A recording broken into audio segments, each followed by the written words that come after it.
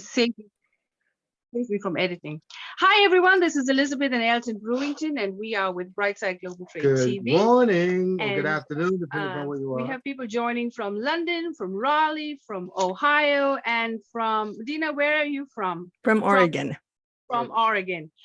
So this is going to be a fabulous broadcast. We're talking about UK and USA relations.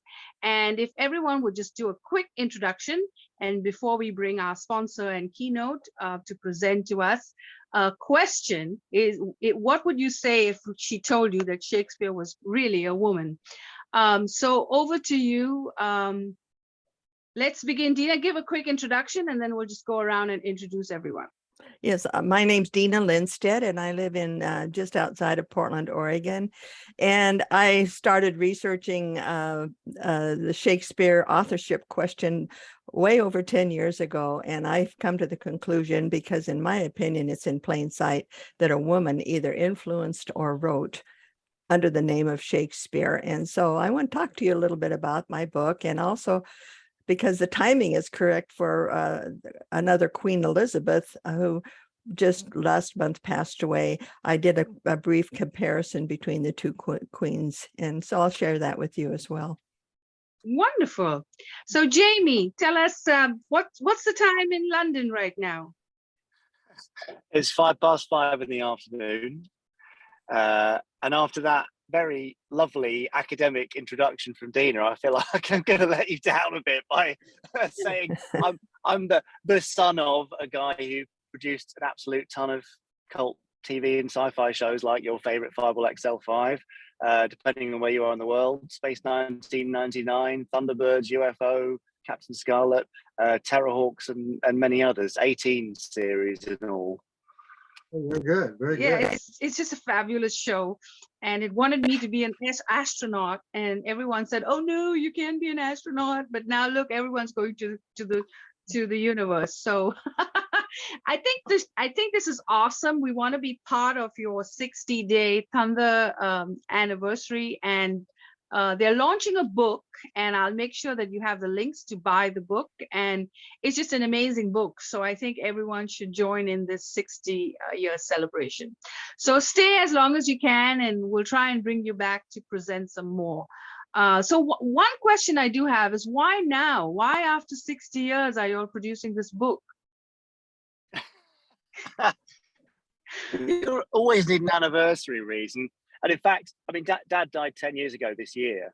And in his lifetime, he very much kind of thought, well, that series is done. It's on to the next one. He never looked back. He was always looking forward. And so he didn't really do anything to celebrate the past. So this is actually our first opportunity to celebrate Fireball XL5 in all its comic book glory. So yeah, anniversary dates are great. And 60 feels like a big year for it.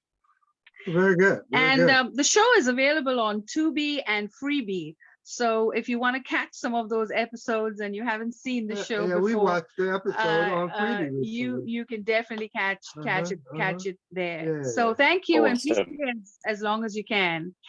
So over to Roger Blackwell. We've had him before, and he's just an absolute encyclopedia of knowledge. He's written 40 books. And Professor Roger, please introduce yourself and your book. Roger Blackwell. I taught at Ohio State for 40 years to 65,000 students, which might be more than any other professor.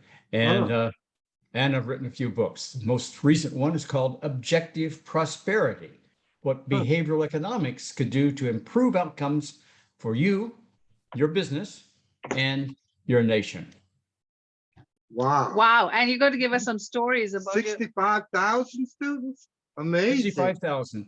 And since Ohio State is one of the largest, and sometimes the largest university, it's a reasonable extrapolation to say that's more than any other professor, but I can't verify that. No, I mean, even so, though, that's quite a few students there. And, you know, now from time to time, I'll run into a professor of mine.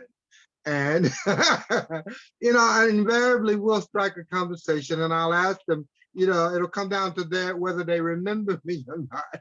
There are 65,000 students. I would guess to say, because you are seemingly very bright fellow, you can do 10 to 15%, right? I So, literally have students all over the world because besides at Ohio State, I taught at Stanford. I taught for 30 years in Africa, and I've taught in 40 different countries around the world. And so I have students. I was at a party recently, and a student came up and he said, "Oh, Professor Blackwell," he said, "your course changed my life." He said, "I'm a multimillionaire because of what you taught in that class." He said, "I have 19 patents to my life because to my name because you explained how to start businesses. So I dropped out of school and did, and now I'm a multimillionaire." And I said, "Well, dropping out of school was not part of what I was trying to teach, but well, that's marvelous. I won't take the thunder from the book, so we'll bring you back. But his book is about prosperity, and you can be prosperous wherever you are. So this is awesome. Thank you for joining us today. And over to Jackie. Jackie is an importer from the UK, and she also has a retail store here in Goldsboro, and her husband is a veteran. And I absolutely love the chocolates, and it's absolutely authentic to England. So she has nothing but authenticity, and she's going to be stocking up for Christmas, and we will be visiting her next week, and we'll be doing a Christmas segment on how to stock up to have an English Christmas if you want to have one. So Jackie, do you want to quickly introduce yourself and tell us about your store? And this is just introduction time right now, and then I'll bring you back to present. Yes, I am Jackie Longwell. I have lived in Goldsboro for 30 years. My husband was in the Airforce. And just the last 2 years, we established a store called BritFix so that we could stock British foods. There was a need for it. We're in a town or an area with a lot of expats. And when we first came here, we were able to get more, but it just grew and grew, and we've dealt with COVID, we've dealt with supply line issues, currently dealing with fuel surcharges. So yes, it's been an experience, and we are learning a lot, but we do have quite a faithful clientele now, and we're so thankful for that. Yeah. So get your chocolate fix at the BritFix store. Is Lindsay on? Lindsay, 1, 2, 3. Okay, she's not on yet. All right, I see Donna's on, and Donna was stationed in the United Kingdom. Donna, we are doing introduction. Yeah, I was blessed to, I served 30 years in the Air Force, and I was blessed to be stationed at RAF Upper Hayford when it was still an active base, and we had F-111 nuclear fighter bombers there. So we did a lot of training to basically prepare for World War III. I love my time there. I actually lived out in the community. I didn't live on base like a lot of people did. And I tell people this, it's sort of amazing. Here I was 21 years old, had not really widely traveled. The most I traveled was to Mexico. And here I am every weekend. I'm getting on the train right outside of the base. They had a small train station. I went to London, one of the biggest cities and most beautiful cities in the world. Here I am, 21 years old, running around the city all by myself. I had a blast, had great neighbors. They took really good care of me. So my time in England was definitely memorable, and I wish I could go back soon. I haven't been back since I was stationed there. So I really hope to get back soon. So great place to live. Yes, it is. Thanks, yes, Claire. Thank you, Donna, and we'll bring you back to present more. So we also have Sergeant Reginal Lyerly, and did you ever go to England, Reginal? I never asked, but he fought in the Afghanistan war, and thank you for your service. I never got, well, first of all, good morning, good afternoon. I'm Reginal Lyerly. I've never gotten the opportunity to be stationed in the United Kingdom, but I did get a chance to visit. And anytime you can see a different part of the world, it's always a good thing because it broadens your scope. So it's good to be here today, and I'm thankful for that opportunity. That's great. Kia is teaching us about real estate and investing and how to get wealthy with real estate. But she's also a spiritual. She gives you all these great nuggets to get your day going. So Kia, can we see you? introduction? Hello, everyone. Yes, I am Kia, and by trade, by design, by task, by chore, I am the realtor of the group.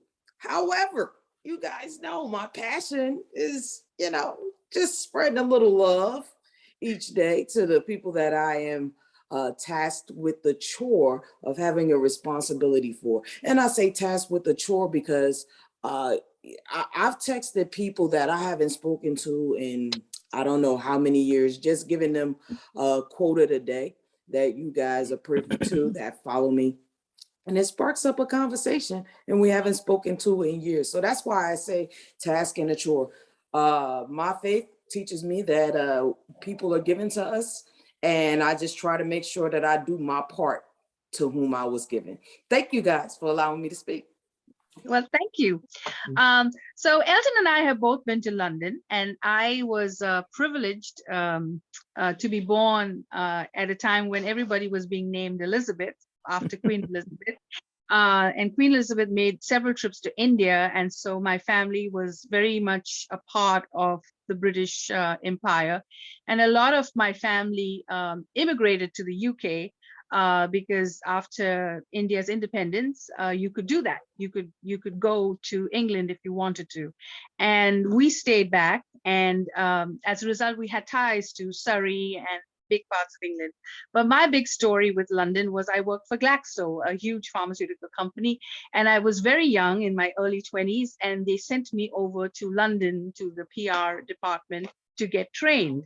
And I had a time. They sent limousine cars to pick me up, and I went all over Scotland. I stayed in castles. I went to Wales to visit all the laboratories and get trained. And it was a great training because I had a great time. I worked in Berkeley Square, and I had a beautiful apartment in Chelsea. So I was really living the London lifestyle. So that's my little story. Okay. And then Elton's been to London. And Yes, and I'll tell my story. Thank you very much. Yeah, as Claire said, I've been to London, visited there, and didn't stay there. But we did get to go to the Globe Theatre, where we saw Shakespeare's rendition of As You Like It. Oh man, what a visit, what a visit. I loved it. We stayed there for almost 3 weeks, and I had the benefit of the hosting by a house guest, or actually a friend of Claire's from her childhood, Merson and her family, and Lee and Martin and their sister Renee, I think, and we had a wonderful time. Wonderful time. London, there's no place like London. I mean, there's no place like it, and I enjoyed it profusely. And so that's my rendition. And so that's why we're devoting today to Queen Elizabeth II, and we're going to reflect on her life and legacy. And thank you all for joining. We really value your time. You could have been somewhere else. And if you're watching on Facebook or Instagram or online or any of our channels, you know what to do. Send us a photo of your trip to London. And if you did go into the Buckingham Palace or have a picture with the Queen, share it with us. And we will continue this dialogue, and then into King Charles is crowning, which I believe is going to be now in May of next year. And we'll probably do another broadcast closer to that. And then, of course, we have Jackie's lovely store, so we'll be popping in and out with Christmas stories. And so we hope you will enjoy our UK edition. And we are celebrating 60 years of the TV show Fireball XL5. So I'm going to stop recording and get Deena on. So Deena,